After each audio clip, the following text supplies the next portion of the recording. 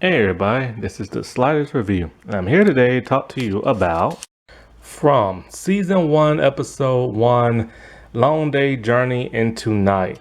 So this is a show that is on Epic, and so I have seen this show pop up on my TV plenty of times, where it's like the main still picture, and I'm just kind of like, okay, it's called From.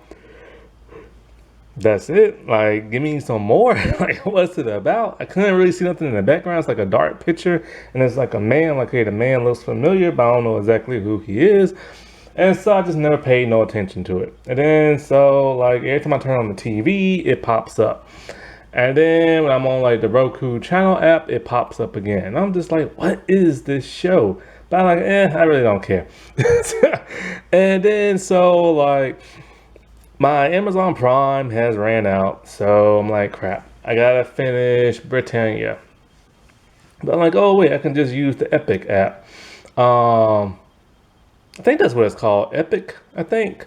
And then so I went on there, and then well, before I went on there, I was on the TV again, and I was about to go to YouTube, and the show From just like popped up again on like one of those recommendation things. And then it said on there 99 cents prescription per month for the first 2 months.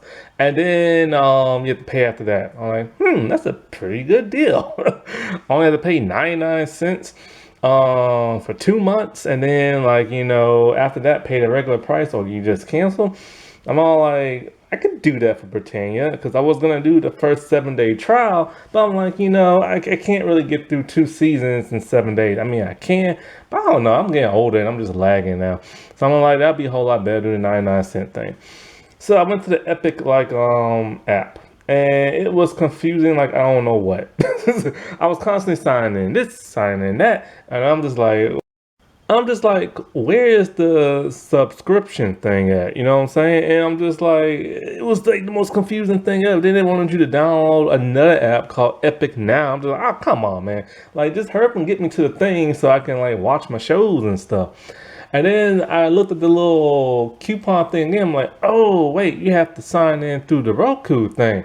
You have to apply through there. So I'm like, okay, I'll just do that instead because this Epic app thing isn't very epic. And so I went to Roku and I signed into there and I subscribed. And so, yeah. And then it downloaded an app on my TV without me even knowing it. It's called like Roku Epic. And I'm just like, okay, whatever. And then so like I'm watching. And so I was going to watch Britannia. But I decided to add some things, see what else they had on the app, right? And so, like, they had like a couple of shows. Some look interesting. They had a bunch of older movies and stuff. So I'm just like, I could do this for a couple of days, like watch these two shows. I'm like, what are they about? So I went, it's this show From, and it's also something called Chapel Wait. And so I went to YouTube with the trailers, and whoa, man, it is some freaky stuff. I'm like, I gotta watch this.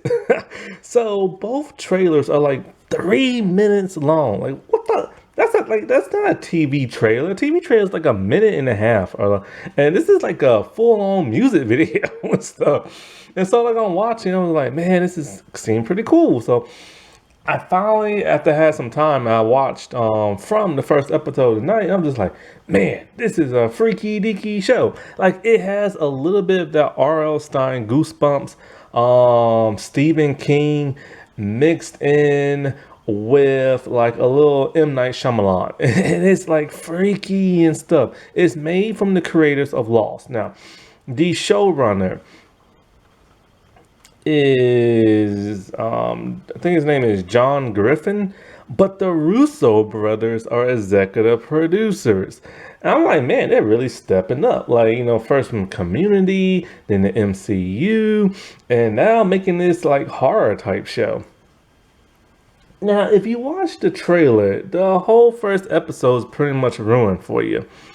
But there's still some more stuff in the trailer from other episodes, and there's also some stuff from this episode that wasn't in the trailer. But mostly you just watch the trailer and figure out the gist of it. It's a odd, weird, freaky little show. Like, it reminds me of Goosebumps Welcome to the Dead House. That's what it reminds me of. And it's just like insane, freaky, it's spooky, it's gross, it's gory. Like, it's awesome. So, okay, this episode. First, I mean, okay, the black dude here, he's like the main one that was on the promotional stuff. I'm just like, why does he look familiar? And then so I looked again, some more pictures. I'm like, oh, I know who that is. That's Link from the last two Matrix. Well, I guess the second and third, because now I got a fourth one out. But yeah, that's Link from the second and the third Matrix movie. I'm just like, no way, because he was also the voice of Blade and Blade the anime. I didn't like that. And he was also in Lost. I've only seen one episode of Lost. And so I'm like, this is, I remember him now. So I'm like, hey, let's watch this show. So it's like this old rundown town that's like a dead town. And there's a couple of people there. They're getting ready for the night. And we see some of the folks, and it's weird. So it's kind of like, okay, something's gonna happen at night. This is why all these people are trying to hurry and get in the house and all this other stuff. And we see the sheriff. The sheriff is the dude who played Link. The sheriff, I think his name is Sheriff Stevens. No, I forget. Yeah, I think it's Sheriff Stevens. And so he's just walking through town, calmly strolling, ringing a cowbell or a bell, whatever type of thing it is. I'm just like, why does he drive? Like, why is he walking and everything? Like, what's going on? You know what I'm saying? And there's this one girl who doesn't want to get in the house, and her mom's like, you don't come in the house. And he's like, he tells the girl, now you listen to your mom, you get in that house with a stern voice. You know what I'm saying? So it's like, okay, what's going on over here? And so, like, we see some more people. We see a sheriff deputy. He's trying to get like his grandpa to go down in the basement or something like that, along with this woman. And then we see this one guy who's drunk off his butt in a like cafe diner. And the woman's trying to get him to go home, but he's drunk, passed out. She then goes to the wall and touches a weird stone. And then all of a sudden, the jukebox comes on by itself. I'm like, okay. Now, the show has a blue filter tint. Normally, I get tired of the blue filter tint, but it's okay for this series because, you know, it has that eerie, spooky feel. So, then all of a sudden, it goes back to that one house where that man told that girl to go in the house. And she's waiting for her father, and her mom's there. And so the mom is like locking the door, and then the mom has that same stone on her wall. So it's like, what's going on? And so the little girl's in her room, and I think she's like making her bed or something. And all of a sudden, you hear an old woman's voice coming from the window outside. Now, all of the windows have something covered over it. That's how other people's houses are too. And the woman's all like, it's your grandmother, open the window. And the little girls are like, grandma? And so she walks over to like the window, right? And it's like, it's slow, it's eerie. The music is setting the mood. And the girl opens the blinds to it. And it's a creepy, freaky, dicky looking old woman. And the girls are like, you're not my grandma. And then the woman just starts talking to her and everything. She's like, open the window. And then the mom can overhear this. So she's like trying to like, you know, go to her daughter's room. And she sees the girl talking to the old lady. And she tells that girl, you get away from that window. And she runs to her daughter. All of a sudden, the old freaky dicky woman's face turns into like some type of like monster face. And the girl screams. And then it goes like the black. I'm like, oh no, she got him. Then we see the sheriff go to the house the next day, right? And there's a man who's going there also. It's the drunk man. The drunk man gets there first, right before the sheriff. And the drunk man's walking through the house, and he sees the sheriff deputy. And he's all like, where were you? And then the sheriff comes in, and he just starts Will Smithing that man all in the face and talking about a man is supposed to protect his family. And he says that like over and over. And he's all like, you should have been home at night. You should have nailed your window shut. And he's all like, I want you to see this. And the man's like, no. He's like, oh, you're going to look at this. And then he shows the man what it is. It's the man's dead wife and daughter. Their limbs are kind of like ripped off. Blood is everywhere. But then you see their head attached to their torso.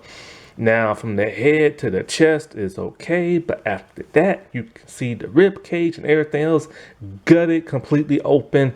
Bones are sticking out, flesh, blood. It is disgusting. He did that to both the old lady did that to both to the wife and the daughter.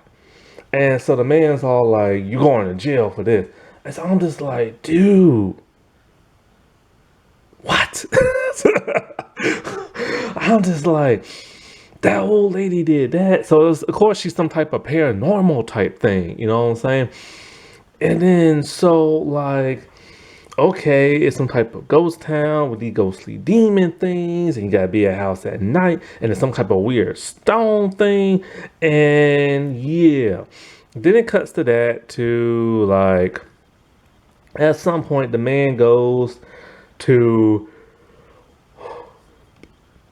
this woman's house. Now, the woman's house is, they call it a colony. And it's a huge house, right? It's further out from where all this other stuff in town is going. And it's a bunch of people living there. And she tells her, no, we had an agreement, Sheriff. You stay away from our home and stuff. And so I'm like, uh-oh, what happened? It's one of those type shows. He's like, I'm just here to see my sons. I'm thinking it's going to be like a little boy. Nope. It's a grown man, and he's drawn like a grown woman who's like naked with like a shirt just on. And so he's like a hippie artist type dude. And he doesn't want nothing to do with his dad. And his dad tells him, look, we lost 2 people in town, and it'd be nice you go to like the funeral, this and that. So anyway, it cuts to that, to a family in the RV. It's just a regular family. They're called the Matthews. And Tabitha's the wife, and Jim's the father, and Ethan's the son. I forget the name of like the daughter. And so the daughter is scaring Ethan, talking about like, oh, your little toy thing is dead, blah, blah, blah. So in a way, they're just driving. They're just being a regular, like typical like family. The daughter is a teenager, doesn't want to hear what nobody has to say, that kind of stuff. Then, all of a sudden, as they're driving, they see a giant tree in the middle of the road. They think it's kind of odd, but they're all like, maybe a storm knocked it down. But why would it block off the road, right? Then they look up and they see all these birds, tons of birds, flying around in a circle.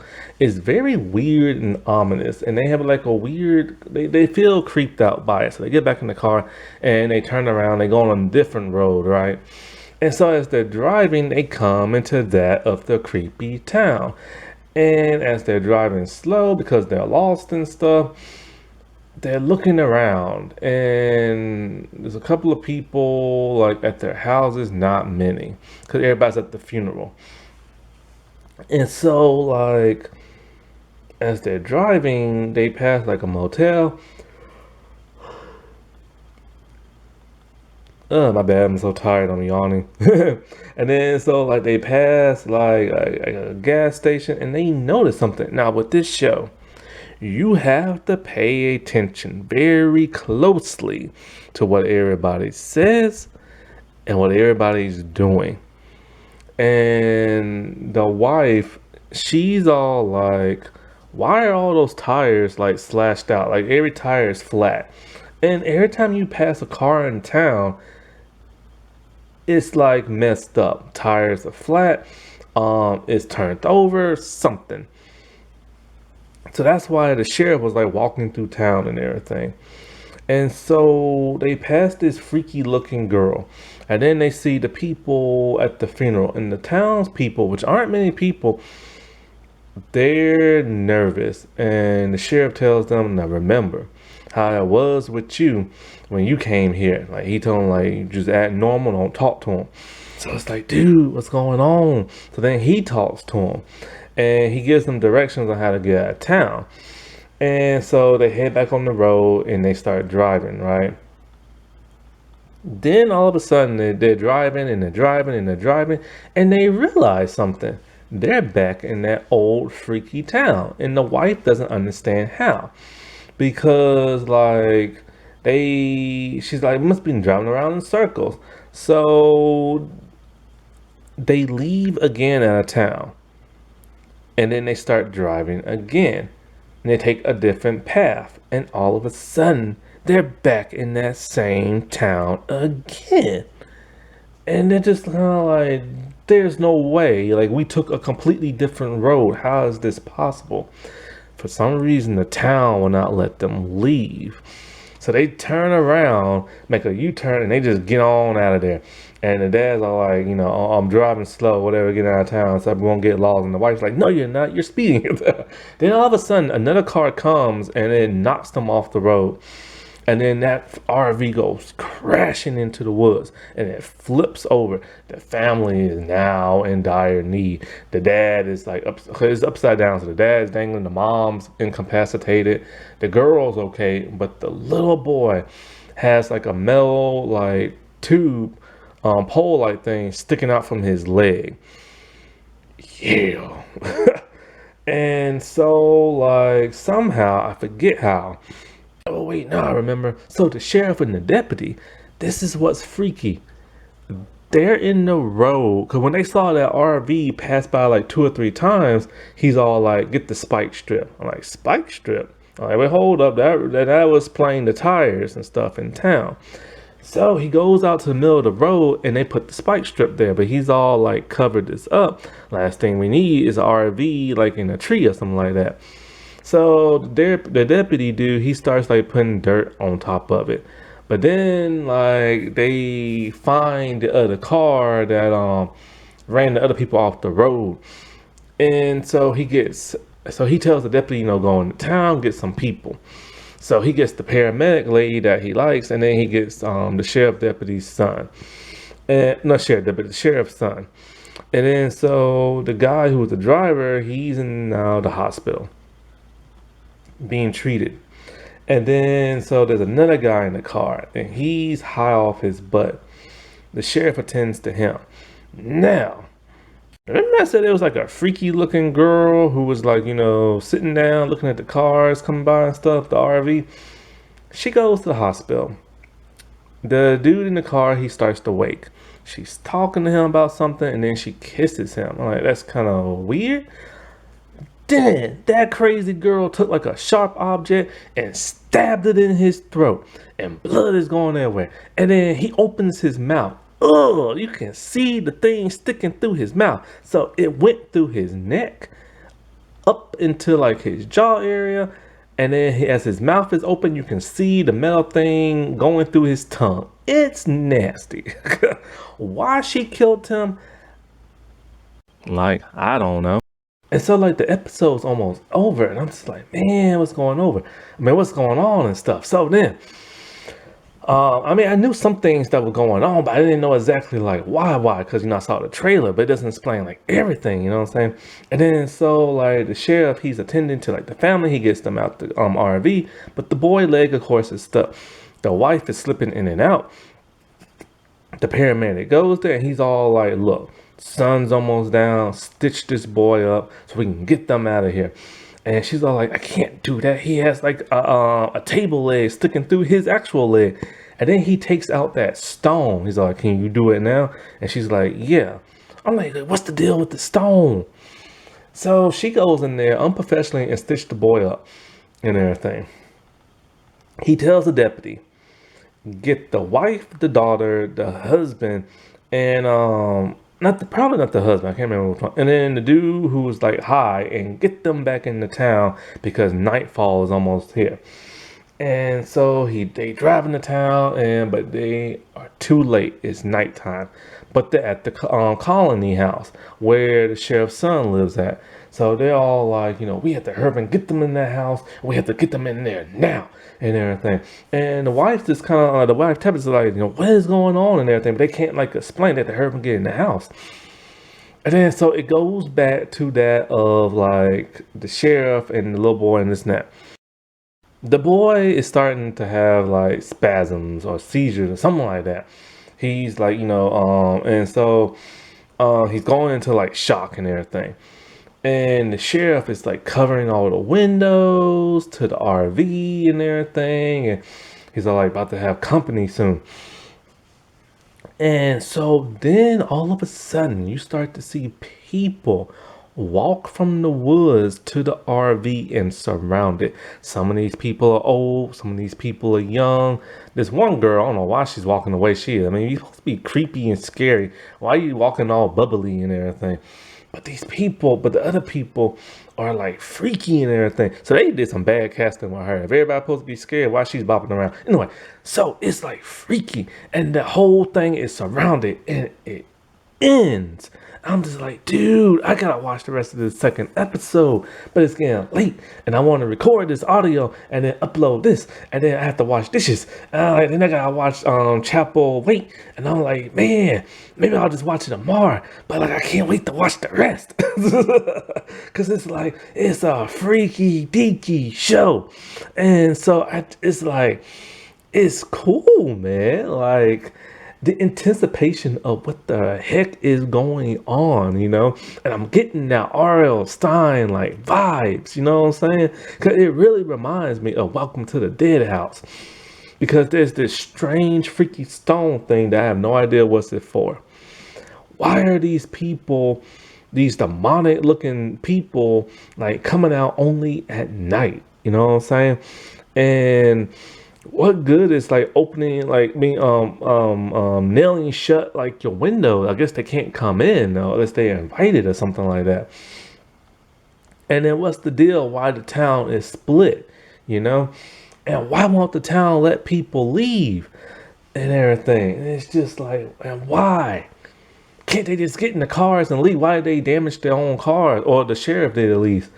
It's like, man, it's one of those type shows, Now, normally back in the day, this would have came out on like probably CBS or USA, TNT or something like that, or TNN, maybe ABC, but now this is a streaming show. So yeah, I hope they like bring on like, the really scary, like spooky, like type stuff, Now, that epic 2-month trial, you have to do it before the month is over. And just go to the Roku channel app, find the section that says like epic, try to find Britannia, or try to find Chapel Wait, or try to find From, and then just like sign up that way. Because if you try the actual epic app, you're gonna have a headache. Alrighty, well, I'll talk to y'all later. Bye.